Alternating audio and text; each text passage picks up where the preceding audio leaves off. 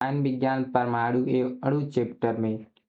ये चैप्टर का भाग नंबर 3 है। इससे पहले हम भाग 1 और 2 को पढ़ चुके हैं, जिसमें हमने अणु और परमाणु के बारे में पढ़ा था। इस वीडियो में हम देखने वाले हैं रासायनिक सूत्र क्या होता है, तत्व का रासायनिक सूत्र और आणविक यौगिकों का रासायनिक सूत्र। तो चलिए देखते हैं रासायनिक सूत्र क्या होता है। रासायनिक सूत्र तत्व के अणु, आणविक यौगिक तथा आयनिक यौगिकों को उनके रासायनिक सूत्रों द्वारा प्रदर्शित किया जाता है। रासायनिक सूत्र को प्रदर्शित करने के लिए तत्वों के प्रतीकों का प्रयोग किया जाता है। जैसे कि ये बोला है तत्व के अणु, ठीक है, आणविक यौगिक तथा आयनिक यौगिकों के जो रासायनिक सूत्र होते हैं, उनके तत्व को प्रतीकों को प्रयोग किया जाता है। जैसे कि हाइड्रोजन हो गया, ऑक्सीजन हो गया, सल्फर हो गया, ठीक है। ऐसे तत्वों का प्रयोग करके हम लोग रासायनिक सूत्र लिखते हैं। तो पहला जो टॉपिक है इसके अंदर तत्व का रासायनिक सूत्र, हम तत्व के अणु का रासायनिक सूत्र पढ़ेंगे, ठीक है, यौगिक के और आयनिक यौगिक के। तो पहला जो है वह है तत्व के रासायनिक सूत्र। तो तत्व का रासायनिक सूत्र क्या होता है? तो किसी तत्व का रासायनिक सूत्र, ठीक है, उसके संगठन का प्रतीकात्मक निरूपण होता है, ठीक है, जिसमें तत्व के प्रतीक हमें तत्व के विषय में बताता है तथा नीचे दाहिनी ओर दी गई संख्या एक अणु में उपस्थित उसके परमाणुओं की संख्या को बताता है। उदाहरण है H2। तो जो हाइड्रोजन है इसका प्रतीक यह H है, तो इससे हमें पता चल रहा है कि यह हाइड्रोजन है। हाइड्रोजन के बारे में पता चल रहा है, ठीक है। और जो यहाँ पर 2 है, ये बता रहा है कि जो हाइड्रोजन है इसके 2 परमाणु उपस्थित हैं। हाइड्रोजन के 2 परमाणु यहाँ पर उपस्थित हैं, इसके बारे में हमें पता चल रहा है H2O से, ठीक है। अब हम देखते हैं दूसरा, आणविक यौगिकों का रासायनिक सूत्र क्या होता है, ठीक है। तो किसी आणविक यौगिकों का रासायनिक सूत्र उसमें उपस्थित तत्वों के परमाणु, ठीक है, तत्व के परमाणु की वास्तविक संख्या को प्रतीकों के माध्यम से दर्शाते हैं। जैसे कि यहाँ पर H हो गया, ऑक्सीजन हो गया, ठीक है, ये सभी तत्व हैं, इनको प्रतीकों से हम लोग दर्शाते हैं। जैसे कि जल है, जल के लिए हम लोग हाइड्रोजन और ऑक्सीजन प्रतीक का प्रयोग किए हैं। तो इसमें जो हाइड्रोजन है, हाइड्रोजन के 2 परमाणु और ऑक्सीजन का 1 परमाणु उपस्थित है। ऑक्सीजन का 1 परमाणु उपस्थित है। अब हम देखते हैं इसी के अंदर आणविक यौगिकों के रासायनिक सूत्र जो होते हैं, इसके अंदर एक आणविक यौगिकों का नाम लिखने का नियम होता है और एक रासायनिक सूत्र लिखने का नियम होता है, ठीक है। यौगिक के नाम लिखने का नियम, जैसे कि यहाँ पर H2S है, ठीक है, तो H2S को हम लोग क्या लिख रहे हैं? हाइड्रोजन सल्फाइड लिख रहे हैं। SO2 को सल्फर डाइऑक्साइड लिख रहे हैं। कैल्शियम ऑक्साइड लिख रहे हैं CO को। तो यह कैसे लिखा जाता है इसके बारे में हम लोग आणविक यौगिकों के रासायनिक सूत्र में पढ़ते हैं। जो ये पहला टॉपिक है इसके अंदर का, ठीक है। तो देखिए पहला दिन ये नियम लिखा है, सरल यौगिक का सूत्र लिखते समय कम ऋण विद्युत तत्व को बाईं ओर लिखते हैं। जो कम ऋण विद्युत तत्व होते हैं उनको बाईं ओर लिखते हैं तथा अधिक ऋण विद्युत तत्वों को दाईं ओर लिखते हैं, ठीक है। यौगिकों का नाम लिखते समय अधिक ऋण विद्युत तत्व को आइड जोड़ते हैं तथा कम विद्युत ऋणी तत्व के नाम वैसे ही रहने देते हैं। जैसे कि H2S हो गया, इसमें हाइड्रोजन है और सल्फर है। सल्फर जो है अधिक विद्युत ऋणी तत्व है, इसीलिए इसमें लास्ट में आइड जुड़ गया है।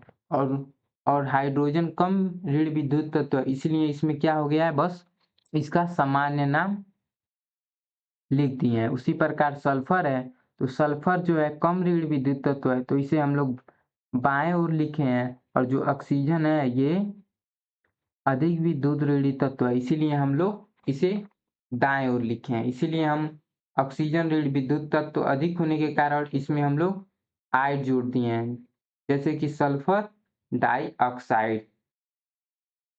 अब हम देखते हैं दूसरा, साधारण यौगिक होते हैं और द्विअंगी आणविक यौगिक होते हैं, इनका नामकरण कैसे करते हैं। यहाँ पर हमने सरल यौगिकों का सूत्र लिखा है, ठीक है।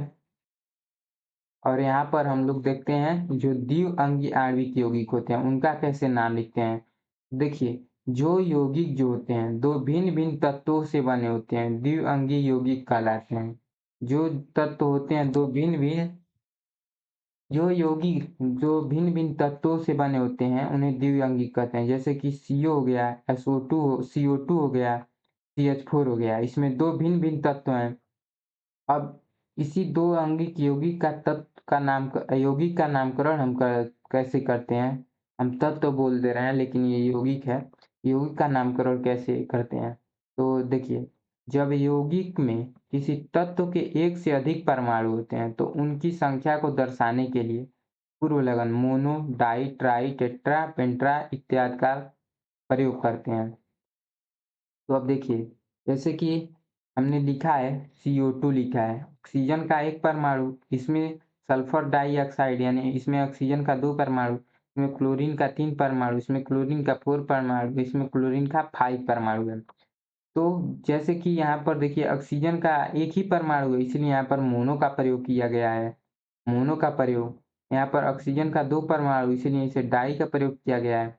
यहाँ क्लोरीन का 3 परमाणु इसलिए ट्राई, यहाँ 4 परमाणु इसे टेट्रा, इसे 5 परमाणु इसे पेंटा, ठीक है। अब हम देखते हैं। अब देखिए,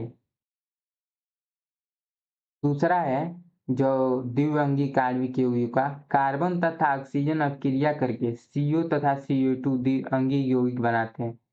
CO का नाम कार्बन मोनोऑक्साइड हम लिखते हैं क्योंकि जो ऑक्सीजन है वो एक है इसलिए मोनो हो गया है। और CO2 का नाम हम कार्बन डाइऑक्साइड लिखते हैं क्योंकि ऑक्सीजन यहाँ पर 2 है, 2 होने के कारण डाई और 1 होने के कारण मोनो। और इसीलिए अब तीसरा है फास्फोरस ट्राइक्लोराइड और एक फास्फोरस पेंटाक्लोराइड। यहाँ PCl3 PCl5 लिखे हैं। क्लोरीन परमाणु की संख्या 3 और 5 है, ठीक है, इसीलिए हम लोग यहाँ पर ट्राई लिखे हैं और यहाँ क्या लिख दिए हैं, पेंटा लिख दिए हैं। अब देखते हैं तीसरा, तीसरा नहीं ये चौथा है। चौथा चौथा नाइट्रोजन तथा ऑक्सीजन अभिक्रिया करके NO, NO2, N2O3, N2O4 बनाते हैं तथा N2O5 द्विअंगिक यौगिक बनाते हैं। इनमें निम्न प्रकार का पूर्व लगन प्रयोग करते हैं। जैसे कि NO हो गया तो इसे हम लोग नाइट्रोजन मोनोऑक्साइड पढ़ रहे हैं, ठीक है। और जो NO2 हो गया इसे हम नाइट्रोजन डाइऑक्साइड पढ़ रहे हैं। उसके बाद N2O हो गया तो इसे डाई नाइट्रोजन मोनोऑक्साइड पढ़ रहे हैं। यहाँ पर N2O3 हो गया तो इसे डाई नाइट्रोजन ट्राईऑक्साइड पढ़ रहे हैं क्योंकि जो यहाँ पर है नाइट्रोजन 2 हो गया है, ऑक्सीजन 3 हो गया, इसलिए ऑक्सीजन को ट्राई और डाई, यहाँ पर नाइट्रोजन 2 है। और यहाँ पर N2O4 है, इसे डाई नाइट्रोजन टेट्रा ऑक्साइड करते हैं। और N2O5 है, इसे डाई नाइट्रोजन पेंटा ऑक्साइड करते हैं। अब देखते हैं हम लोग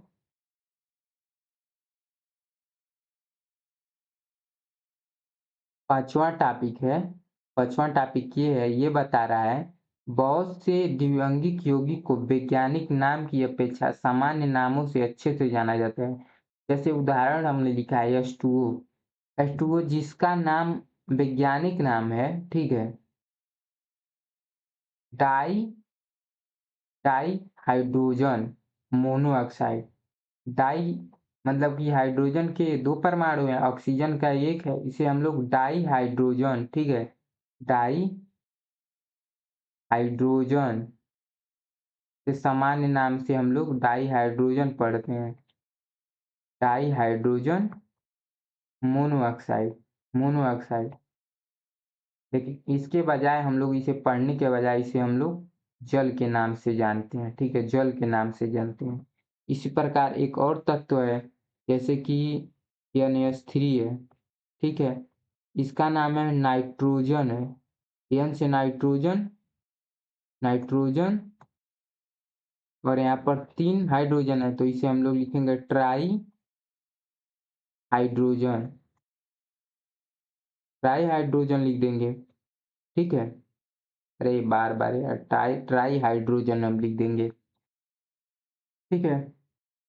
तो लेकिन इसे हम लोग नाइट्रोजन ट्राई हाइड्रोजन के नाम के बजाय हम लोग इसे अमोनिया नाम से जानते हैं। अमोनिया अमोनिया नाम से हम लोग इसे जानते हैं, ठीक है? अब देखिए जो आणविक यौगिकों के सूत्र लिखने का नियम, यहाँ पर हमने इसमें पढ़ा इसका नाम लिखने का नियम और यहाँ पर हम लोग सूत्र लिखने का नियम पढ़े हैं। सूत्र लिखने का मतलब जैसे कि कैसे हम लोग CO2 कैसे यहाँ पर ऑक्सीजन के 2 परमाणु हो रहे हैं और कार्बन का 1 परमाणु। इसी प्रकार हम लोग FeCl3 यहाँ पर क्लोरीन के 3 परमाणु और आयरन के 1 परमाणु कैसे हम लोग ये लिख रहे हैं इसके बारे में हम लोग समझेंगे।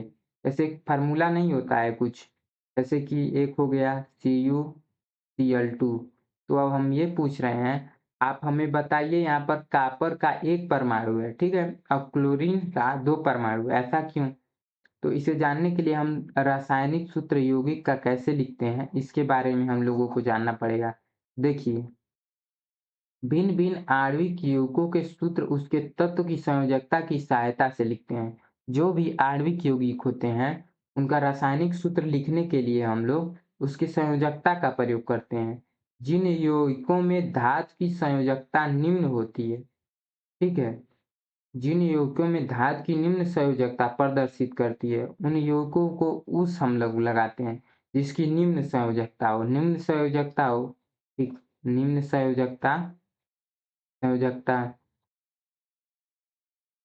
उसमें हम लोग उस लगाते हैं और एक होगी उच्च संयोजकता, उसमें हम लोग क्या प्रयोग करेंगे? ईक प्रयोग करेंगे, ठीक है?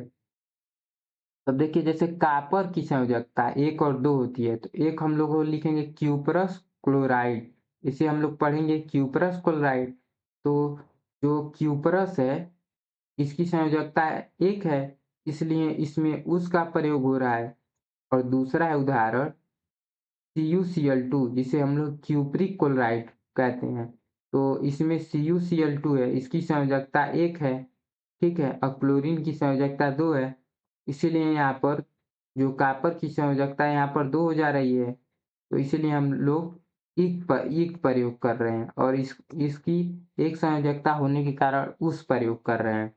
उसी प्रकार एक उदाहरण है आयरन की 2 और 3 संयोजकता होती है, 2 और 3 तो यहाँ पर इसके लिए हम लोग प्रयोग करते हैं फेरस क्लोराइड। इसकी एक संयोजकता होने के कारण इसमें उस का प्रयोग कर दे रहे हैं फेरस अस और यहाँ पर FeCl3 है, तो इसकी संयोजकता लोहे की 3 है, इसीलिए यहाँ पर फेरिक क्लोराइड यानी कि ईक का प्रयोग कर रहे हैं। सामान्य सी बात है, जिसकी संयोजकता निम्न होगी उसे हम उस का प्रयोग करेंगे, जिसकी संयोजकता ज़्यादा होगी उसमें हम लोग ईक का प्रयोग करेंगे। अब देखते हैं हम लोग कुछ धातुओं की संयोजकता, कुछ अधातुओं की संयोजकता। ये हमें पता रहेगा तभी हम किसी तत्व का रासायनिक सूत्र कैसे लिखते हैं, उसके बारे में हम लोग आसानी से लिख सकते हैं। जैसे लिथियम हो गया, तो लिथियम की संयोजकता कितनी है? 1 है, ठीक है? और हाइड्रोजन की संयोजकता 1 है। तो मैंने कुछ धातुओं की संयोजकता, कुछ धातुओं की संयोजकता का एक चार्ट बनाया है। इसे हम लोगों को पूरे को याद करना पड़ेगा। यदि याद रहेगा तभी हम लोग रासायनिक सूत्र यौगिक का लिख सकते हैं। तो ये याद रहता है अच्छा है, लेकिन इसे निकालने की एक विधि है, जिसे हम लोग अगले चैप्टर में पढ़ेंगे, ठीक है? तो चलिए हम इसका नियम देखते हैं कैसे लिखा जाता है, मतलब लिखने की क्या विधि है। तो पहली विधि ये है कि जो धनायन होते हैं, धनायन यानी कि पॉजिटिव और नेगेटिव, ठीक है? पॉजिटिव और नेगेटिव जो तत्व होते हैं, उन्हें धनायन को हम बाईं ओर और ऋणायन को दाईं ओर लिखते हैं, ठीक है? और तत्व की संयोजकता उसके नीचे लिखते हैं। उसके बाद संभव हो तो संयोजकता के सभी संयोजकता को महत्तम समावर्तक से भाग देते हैं, ठीक है? इसका मतलब ये है कोई तत्व हो गया, ठीक है? 2 तत्व हैं, मान लीजिए ये Z हो गया और ये कितना हो गया A हो गया। इसकी संयोजकता 1 है, नहीं इसकी संयोजकता मान लीजिए 4 है, इसकी संयोजकता 8 है।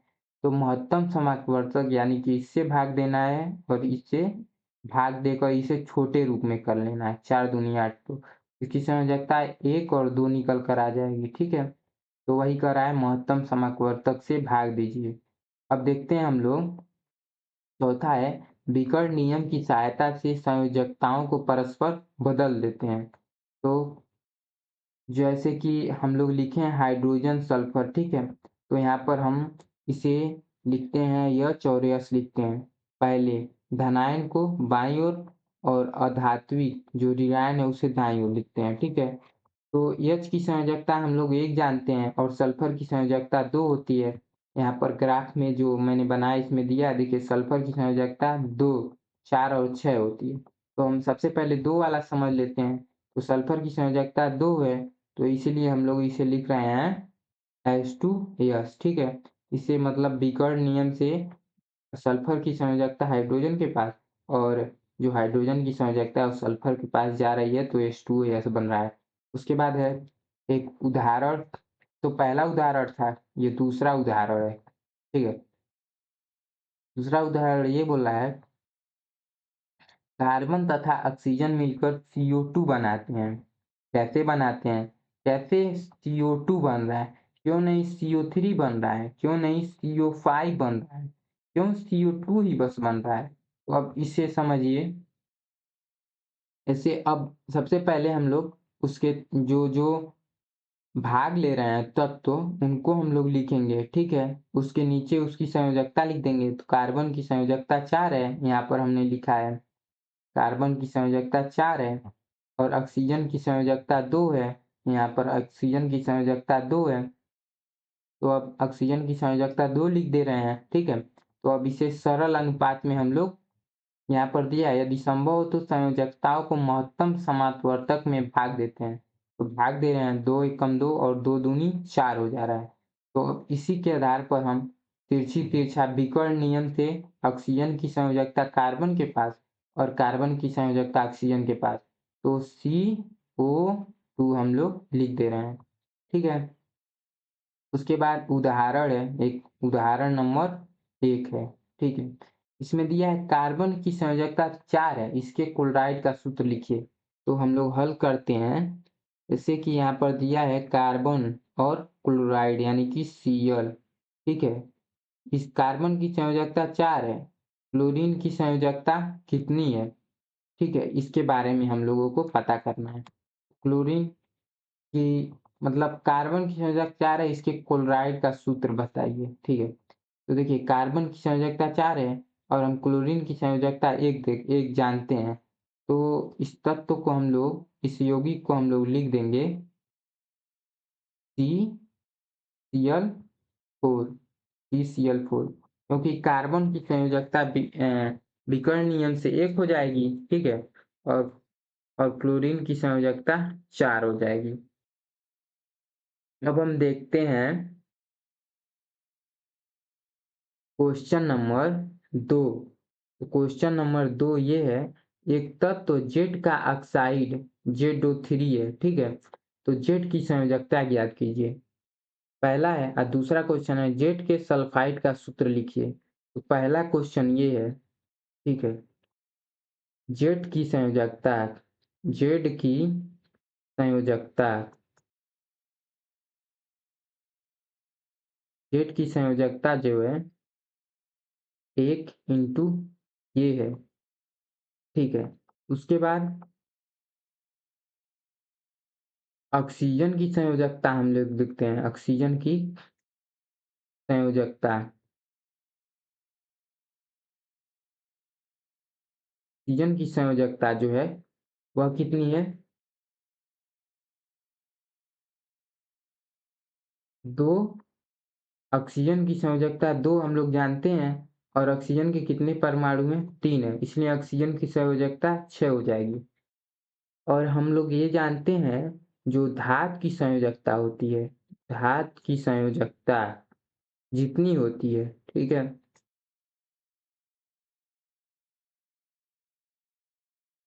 बराबर अधात की संयोजकता, ठीक है, अधात की संयोजकता,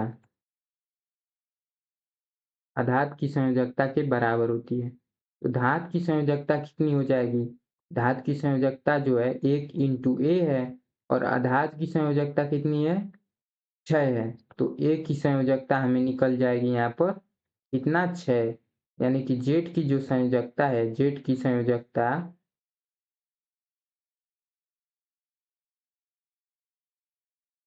जेड की जो संयोजकता है वो कितनी आ रही है?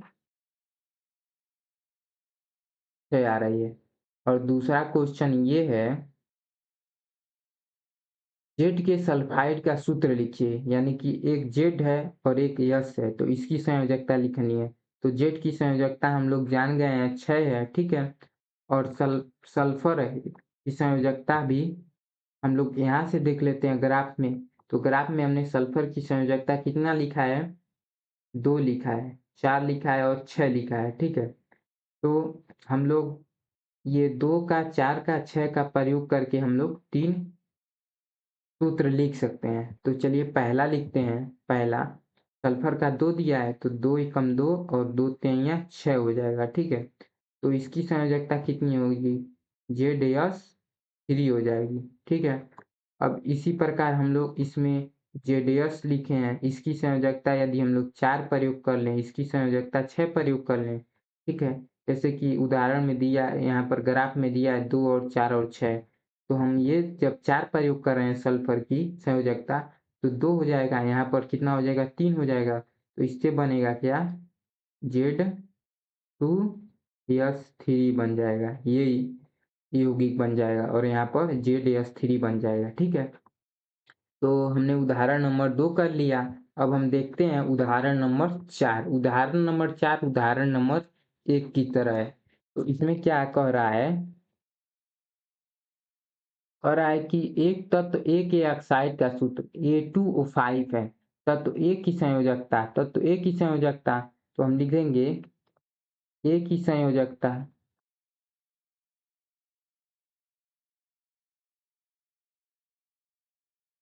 ए की संयोजकता हम लोग ए इंटू ए मान लेते हैं, 1 इंटू ए।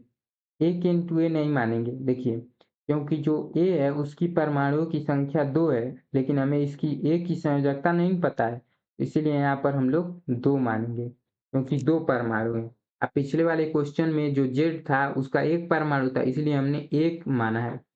तो अब देखिए, हम लोग O5 में कितनी संयोजकता है इसको निकालेंगे। तो ऑक्सीजन का कितना परमाणु है? 5 परमाणु है और संयोजकता ऑक्सीजन की 2 होती है, तो 5 दूनी 10 हो जाएगा, ठीक है। अब हम लोग ए की संयोजकता देख लेंगे, तो ए इंटू 2 बराबर 10, तो ए बराबर कितना आ जाएगा? 5, यानी कि जो ए की संयोजकता है, ए की संयोजकता कितना है? 5 है, ठीक है। ए की संयोजकता 5 है, ए की संयोजकता 5 हमें प्राप्त हुआ है। अब दूसरा क्वेश्चन ये है कि ए के क्लोराइड का सूत्र लिखिए। ए लिख देंगे और यहाँ पर Cl लिख देंगे।